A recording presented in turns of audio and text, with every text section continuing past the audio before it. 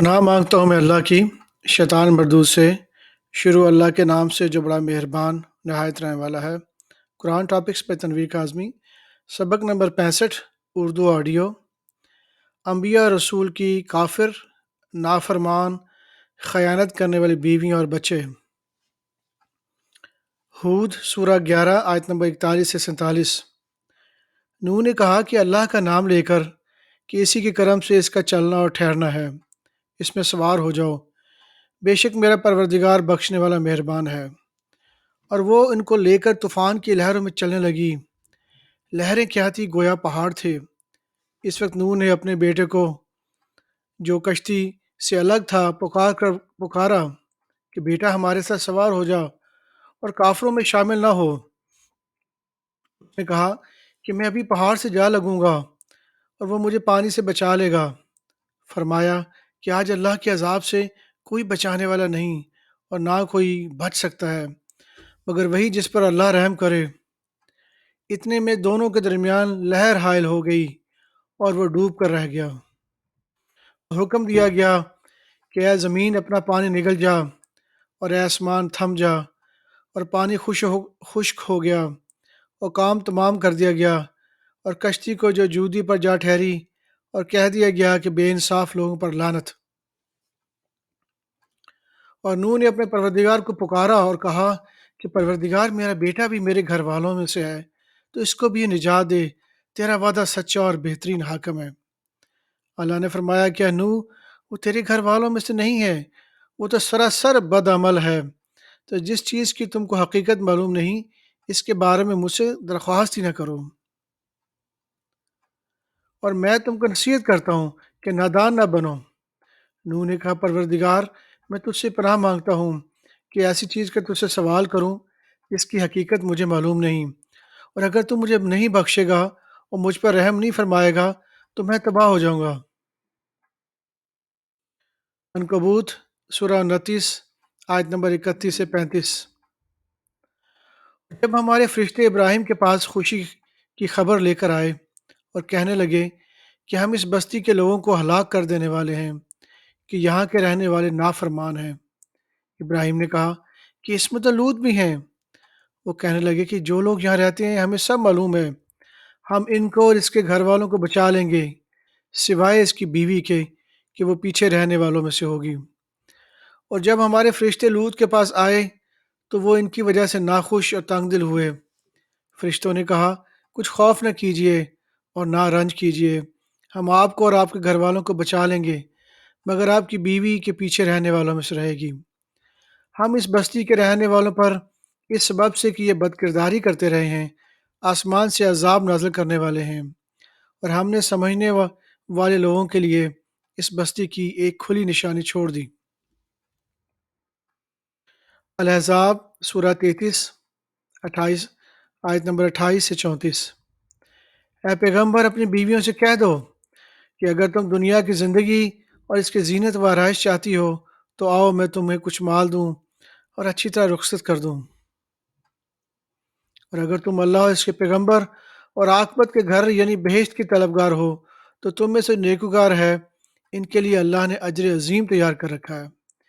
اے پیغمبر کی بیویوں، تم میں سے جو کہ کھلی ناشائستہ حرکت کرے گی اس کو دونی سزا دی جائے گی، اور یہ بات اللہ کو آسان ہے۔ اور جو تم میں سے اللہ اور اس کے رسول کی فرمانبردار رہے گی، اور جو تم میں سے اللہ اور اس کے رسول کی فرمانبردار رہے گی اور عمل نیک کرے گی، اس کو ہم دونا ثواب دیں گے، اور اس کے لیے ہم نے عزت کی روزی تیار کر رکھی ہے۔ اے پیغمبر کی بیویوں، تم عام عورتوں کی طرح نہیں ہو، اگر تم پرہیزگار رہنا چاہتی ہو تو کسی اجنبی شخص سے نرم لہجے میں بات نہ کرو، تاکہ وہ شخص جس کے دل میں کسی طرح کا روگ ہے کوئی امید نہ پیدا کر لے، اور دستور کے مطابق بات کیا کرو، اور اپنے گھروں میں ٹھہری رہو، اور جس طرح پہلے جاہلیت کے دنوں میں زیب و زینت کی نمائش کی جاتی تھی اس طرح اظہار زینت نہ کرو، اور نماز پڑھتی رہو اور زکوٰۃ دیتی رہو، اور اللہ اور اس کے رسول کی فرمانبرداری کرتی رہو۔ اے پیغمبر کی گھر والیوں، اللہ چاہتا ہے کہ تم میں سے ہر طرح کی ناپاکی دور کر دے اور تمہیں بالکل پاک صاف کر دے، اور تمہارے گھروں میں جو اللہ کی آیتیں پڑھی جاتی ہیں اور حکمت کی باتیں سنائی جاتی ہیں ان کو یاد رکھو، بے شک اللہ باریک بین ہے، باخبر ہے۔ الاحزاب سورہ 33 آیت نمبر 53 سے 54۔ مومنو، پیغمبر کے گھروں میں نہ جایا کرو مگر اس صورت میں کہ تم کو اجازت دی جائے، یعنی کھانے کے لیے بلایا جائے، جبکہ اس کے پکنے کا انتظار بھی نہ کرنا پڑے۔ لیکن جب تمہاری دعوت کی جائے تو جاؤ، اور جب کھانا کھا چکے تو چل دو، اور باتوں میں جی لگا کر نہ بیٹھ رہو۔ یہ بات پیغمبر کو ایزا دیتی تھی، وہ تم سے حیا کرتے تھے اور کہتے نہیں تھے، مگر لیکن اللہ سچی بات کے کہنے سے نہیں شرماتا۔ اور جب پیغمبر کی بیویوں سے کوئی سامان مانگو تو پردے کی پہل سے مانگو، یہ تمہارے اور ان کے دلوں کے لیے بہت پاکیزگی کی بات ہے۔ اور تم کو یہ شائع نہیں کہ رسول اللہ کو تکلیف دو، اور نہ یہ کہ اس کی بیویوں سے کبھی ان کے بعد نکاح کرو، بے شک یہ اللہ کے نزدیک بڑا گناہ کا کام ہے۔ اگر تم کو کسی چیز کو ظاہر کرو یا اس کو چھپاؤ رکھو تو یاد رکھو کہ اللہ ہر چیز سے باخبر ہے۔ التحریم سورہ 66 آیت نمبر 1۔ اے پیغمبر، جو چیزیں اللہ نے تمہارے لیے جائز قرار دی ہیں، تم اس سے کنارہ کشی کیوں کرتے ہو؟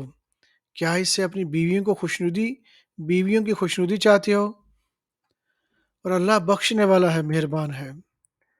اللہ نے تم لوگوں کے لیے تمہاری قسم و کفارہ مقرر کر دی ہے، اور اللہ ہی تو تمہارا کارساز ہے، اور وہ دانا ہے، حکمت والا ہے۔ اور یاد رکھو، جب پیغمبر نے اپنی ایک بیوی سے ایک بھید کی بات کہی تو اس نے دوسری کو بتا دی، پھر جب اس نے اس کو ظاہر کر دیا اور اللہ نے اس حال سے پیغمبر کو آگاہ کر دیا تو پیغمبر نے ان بیوی کو وہ بات کچھ بتائی اور کچھ نہ بتائی۔ سو جب وہ ان کو بتائی تو وہ پوچھنے لگیں کہ آپ کو یہ کس نے بتایا؟ فرمایا کہ مجھے اس نے بتایا ہے جو سب کچھ جاننے والا ہے، خبردار ہے۔ اگر تم دونوں اللہ کے آگے توبہ کرو تو بہتر ہے، کیونکہ تمہارے دل مائل ہو ہی گئے ہیں، اور اگر پیغمبر کے خلاف باہم آیانت کرو گی، اکٹھی ہو جاؤ گی، تو اللہ اور جبرائیل اور نیک کردار مسلمان ان کے حامی اور دوستدار ہیں، ان کے علاوہ سب فرشتے بھی مددگار ہیں۔ اے ازواج نبی، اگر پیغمبر تم کو طلاق دے دیں تو عجب نہیں کہ ان کا پروردگار تمہارے بدلے ان کو تم سے بہتر بیویاں دے دے، مسلمان، ایمان والیاں، فرمان بردار، توبہ کرنے والیاں، عبادت گزار، روزہ رکھنے والیاں، شادی شدہ اور کنواریاں۔ مومنو، اپنے آپ کو اور اپنے اہل عیال کو اس آگ سے بچاؤ جس کا ایندھن آدمی اور پتھر ہوں گے، اور جس پر تند خو اور سخت گیر فرشتے مقرر ہیں۔ وہ کسی حکم کی جو اللہ ان کو دیتا ہے نافرمانی نہیں کرتے، اور جو حکم ان کو ملتا ہے اس سے بجا لاتے ہیں۔ المائدہ سورہ 5 آیت نمبر 27 سے 30۔ اور اے نبی، ان کو آدم کے دو بیٹوں حابیل اور قابیل کے حالات جو بالکل سچے ہیں پڑھ کر سنا دو، کہ جب ان دونوں نے بارگاہ الہی میں سے ایک ایک نیاز پیش کی، ایک کی نیاز تو قبول ہو گئی اور دوسری قبول نہ ہوئی۔ اب قابیل حابیل سے کہنے لگا کہ میں تو تجھے قتل کر دوں گا۔ اس نے کہا کہ اللہ پرہیزگاروں ہی کی نیاز قبول فرماتا ہے، اگر تم مجھے قتل کرنے کے لیے مجھ پر ہاتھ چلائے گا تو میں تجھ کو قتل کرنے کے لیے تجھ پر ہاتھ نہیں چلاؤں گا، مجھے تو اللہ رب العالمین سے ڈر لگتا ہے۔ میں چاہتا ہوں کہ تم میرے گناہوں کو بھی سمیٹ لے اور اپنے گناہوں کو بھی، پھر تو اہل دوزخ میں سے ہو جائے، اور ظالموں کو یہی سزا ہے۔ اور آخر اس کے یعنی قابیل کے نفس نے اس کو اپنے بھائی کے قتل ہی کی ترغیب دی تو اس نے اسے قتل کر دیا اور پھر خسارہ پانے والوں میں سے ہو گیا۔ الانعام سورہ 6 آیت نمبر 74۔ جب ابراہیم نے اپنے باپ آزر سے کہا تھا تم کیا بتوں کو معبود بناتے ہو، میں دیکھتا ہوں کہ تم اور تمہاری قوم کھلی گمراہی میں ہو۔ التوبہ سورہ 9 آیت نمبر 113 سے 114۔ پیغمبر اور مسلمانوں کو شایع نہیں کہ جب ان پر ظاہر ہو گیا کہ مشرک اہل دوزخ ہیں تو ان کے لیے بخشش مانگے، گویا وہ ان کے قرابت دار ہی کیوں نہ ہوں۔ اور ابراہیم کا اپنے باپ کے لیے بخشش مانگنا تو ایک وعدے کا سبب تھا جو وہ اس سے کر چکے تھے، لیکن جب ان کو معلوم ہو گیا کہ وہ اللہ کا دشمن ہے تو اس سے بیزار ہو گئے۔ کچھ شک ہی نہیں کہ ابراہیم بڑے نرم دل اور متحمل تھے۔ یوسف سورہ 12 آیت نمبر 4 سے 18۔ جب یوسف نے اپنے والد سے کہا کہ ابا میں نے خواب میں 11 ستاروں اور سورج اور چاند کو دیکھا ہے، دیکھتا کیا ہوں کہ وہ مجھے سجدہ کر رہے ہیں۔ انہوں نے کہا بیٹا اپنے خواب کا ذکر اپنے بھائیوں سے نہ کرنا، نہیں تو وہ تمہارے حق میں کوئی چال چلیں گے۔ کچھ شک ہی نہیں کہ شیطان انسان کا کھلا دشمن ہے، اور اسی طرح اللہ تمہیں برگزیدہ ممتاز کرے گا اور خوابوں کی باتوں کی تعبیر کا علم سکھائے گا، اور جس طرح اس نے اپنے نعمت پہلے تمہارے دادا پردادا ابراہیم اور اسحاق پر پوری کی تھی، اسی طرح تم پر اور اولاد یعقوب پر پورے کرے گا۔ بے شک تمہارا پروردگار سب کچھ جاننے والا اور حکمت والا ہے۔ ہاں، یوسف اور ان کے بھائیوں کے قصے میں پوچھنے والوں کے لیے بہت سی نشانیاں ہیں۔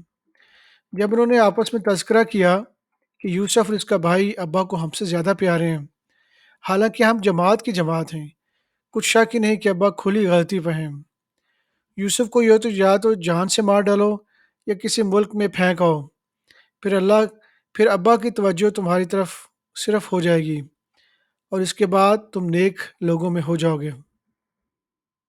ان میں سے ایک کہنے والے نے کہا کہ یوسف کو جان سے نہ مارو، کسی اندھے کنویں میں ڈال دو کہ کوئی راہگیر اسے نکال کر کسی دوسرے ملک میں لے جائے گا۔ اگر تم کو کرنا ہی ہے تو یوں کرو۔ یہ مشورہ کر کے وہ اپنے والد سے کہنے لگے کہ ابا جان، کیا سبب ہے کہ آپ یوسف کے بارے میں ہمارا اعتبار نہیں کرتے، حالانکہ ہم سب اس کے خیر خواہ ہیں؟ کل اسے ہمارے ساتھ بھیج دیجیے کہ خوب میوے کھائے اور کھیلے کودے، ہم اس کے نگہبان ہیں۔ انہوں نے کہا کہ یہ امر مجھے غمناک کیے دیتا ہے کہ تم اسے لے جاؤ، یعنی یہ مجھ سے جدا ہو جائے، اور مجھے یہ خوف بھی ہے کہ تم کھیل میں اس سے غافل ہو جاؤ اور اسے بھیڑیا کھا جائے۔ وہ کہنے لگے کہ اگر ہماری موجودگی میں کہ ہم ایک طاقتور جماعت ہیں اسے بھیڑیا کھا گیا تو ہم بڑے نقصان میں پڑ گئے۔ غرض جب وہ اس کو لے گئے اور اس بات پہ اتفاق کر لیا کہ اس کو اندھے کنویں میں ڈال دیں، اور ہم نے یوسف کی طرف وحی بھیجی کہ ایک ایسا وقت آئے گا کہ تم انہیں ان کے سلوک سے آگاہ کرو گے، اور ان کو اس وحی کی کچھ خبر نہ ہوگی۔ اور یہ حرکت کر کے وہ رات کے وقت باپ کے پاس روتے ہوئے آئے، کہنے لگے ابا جان، ہم تو دوڑنے اور ایک دوسرے سے آگے نکلنے میں مصروف ہو گئے اور یوسف کو اپنے اسباب کے پاس چھوڑ گئے تو اسے بھیڑیا کھا گیا، اور آپ ہماری بات کو ہم گو کہ ہم سچ ہی کہتے ہوں باور نہیں کریں گے، اور ان کے کرتے پر جھوٹ موٹ کا لہو بھی لگا لائے۔ یعقوب نے کہا کہ یوں نہیں ہے، بلکہ تم اپنے دل سے یہ بات بنا لائے ہو۔ اچھا صبر کہ وہی خوب ہے، اور جو تم بیان کرتے ہو اس کے بارے میں اللہ ہی سے مدد چاہیے۔ التحریم سورہ 66 آیت نمبر 10۔ اللہ نے کافروں کے لیے نوح کی بیوی اور لوط کی بیوی کی مثال بیان فرمائی ہے۔ یہ دونوں ہمارے دو نیک بندوں کے گھر میں سے تھیں، اور دونوں نے ان میں سے خیانت کی، تو وہ اللہ کے مقابلے میں ان عورتوں کے کچھ بھی کام نہ آئے، اور ان کو حکم دیا گیا کہ دوسرے داخل ہونے والوں کے ساتھ تم بھی دوزخ کی آگ میں داخل ہو جاؤ۔ صدق اللہ العظیم۔